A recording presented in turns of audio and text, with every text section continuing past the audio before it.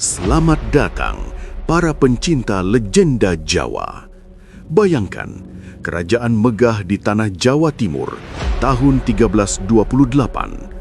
Majapahit berguncang seperti pohon beringin di badai.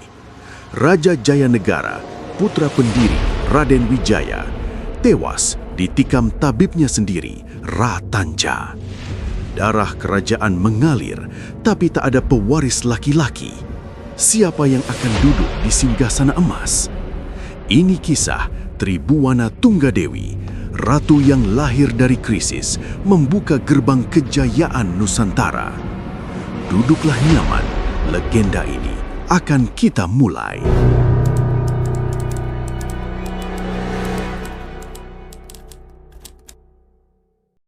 Bayangkan istana Majapahit saat itu. Jayanegara, raja kedua, dikenal lemah dan penuh intrik. 8 pemberontakan mewarnai masanya.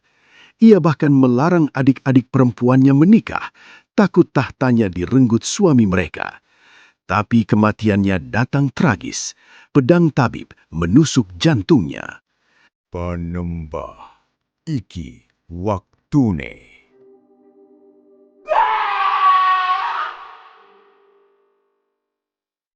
Tak ada putra mahkota.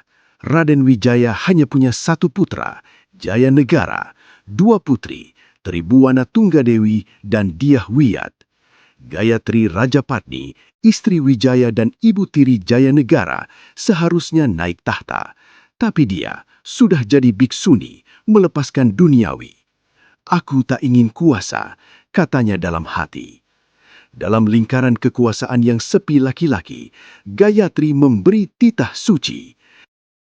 Gitarja, putriku, naiklah tahta, Majapahit butuhmu. Iki titah ibu, saking biksuni iki. Dyah Gitarja, nama aslinya, tak pernah bermimpi jadi ratu, tapi baktinya pada ibu tak tergoyahkan.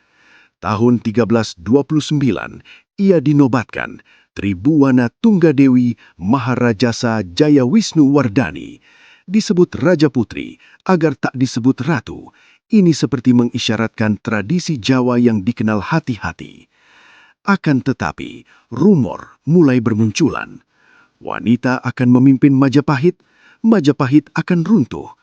Apakah Tribuwana sang Raja Putri bisa membuktikan?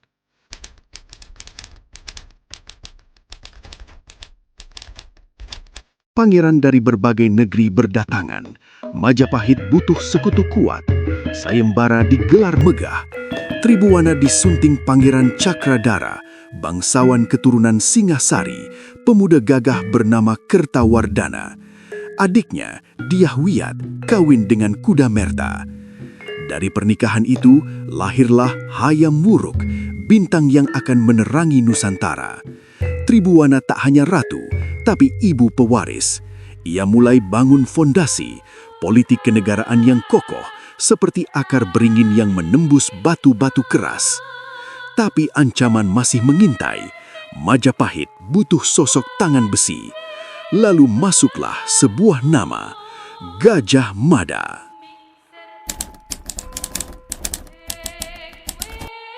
Tahun 1334, Tribuwana melantik Gajah Mada sebagai Mahapatih.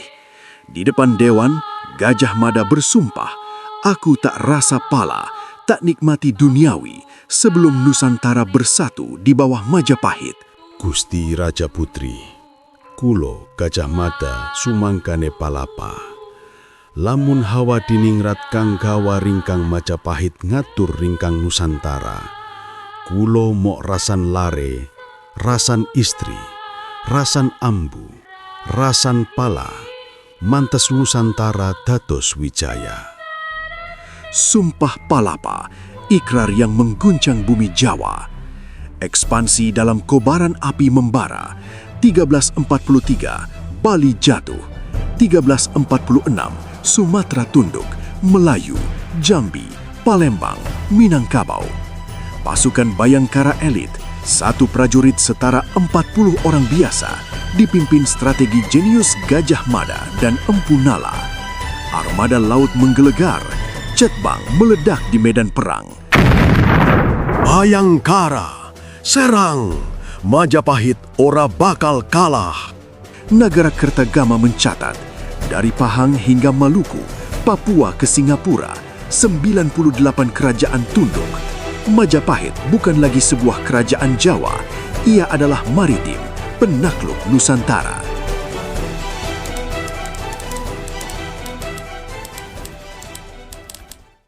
Gayatri yang paling dituakan, wafat. Tribuana turun tahta, amanat ibu sudah kutunaikan. Mahkota kerajaan diturunkan ke Hayam Wuruk, putranya. Tribuana gabung Sabta Prabu, Dewan Agung, dan mendampingi putranya. Hayam Wuruk bergelar Maharaja Sri Rajasanagara mencapai puncak kejayaan. Dibantu Gajah Mada sampai 1364, wilayah kekuasaan Majapahit pun meluas. Semenanjung Malaya, Kalimantan, Sulawesi, Nusa Tenggara, hingga Filipina. Upacara serada untuk penghormatan Gayatri didatangi raja-raja asing. Ekonomi gemilang, beras, cengkeh, pala, kayu cendana, mata uang logam berlaku, pertanian subur, perdagangan dengan Thailand, Singapura.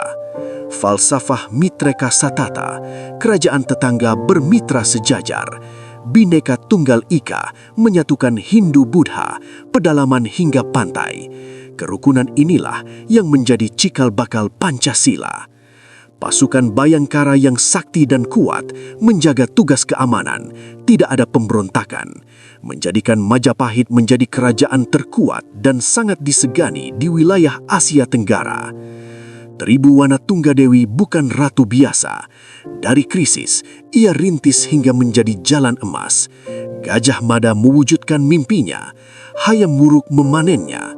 Lebih 600 tahun lalu, mereka buktikan persatuan heterogen bisa tak terkalahkan.